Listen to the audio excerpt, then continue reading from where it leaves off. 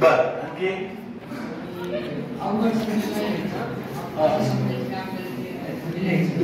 बर जे आपल्याला समजले ते लिहिण्याचा प्रयत्न करायचा आहे. अवघड प्रश्नाऐवजी सोप्या प्रश्नाची उत्तरं द्यायची. काही अडचण आहे का? नाही. Okay, very nice. बस बघा जे हिस्ट्रीचं सांगितलं त्याच्याबद्दल चांगलं वाटलं आणि 40 आउट ऑफ 40 पेपर कसं लिहायचं ते कळालं आणि जिओग्राफीचं पण सेम. काय कळालं तुला? हिस्ट्रीमध्ये ऑब्जेक्टिव्ह मध्ये कधी कधी प्रॉब्लेम येतो ते कळालं आणि मोठे प्रश्न जे असतात त्याच्याबद्दल त्याचे उत्तर कशी नोंदवायची संदर्भात कल्पना मिळाली. बरं आणखी तुझे मार्क कुठे जातात? तुला किती मार्क्स मिळाले? पूर्व परीक्षेचे मार्क मिळाले का?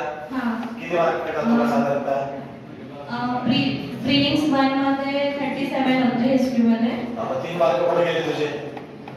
3 मार्क लास्ट क्वेश्चन मध्ये सगळ्यात लास्ट क्वेश्चन. सगळ्यात लास्ट मध्ये कोणता प्रश्न? प्रश्न क्रमांक 5 का प्रश्न क्रमांक 9?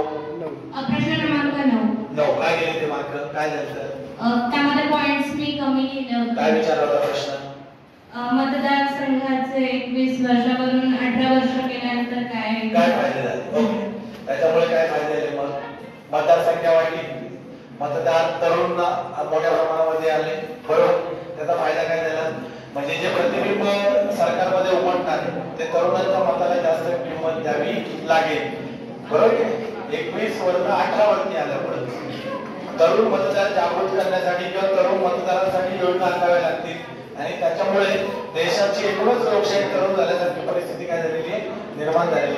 आता इथं लिहिताना जर 4 मुद्दे लिहिले तर तिथे 2 मार्क 100% मिळतील. प्रश्न थोडा चॅलेंजिंग होता, विचार करायला लावणार होता, त्यामुळे कदाचित ते मार्क गेले असतील.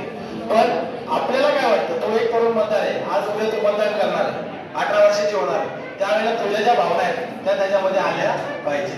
ठीक आहे. ओके, थँक्यू, धन्यवाद.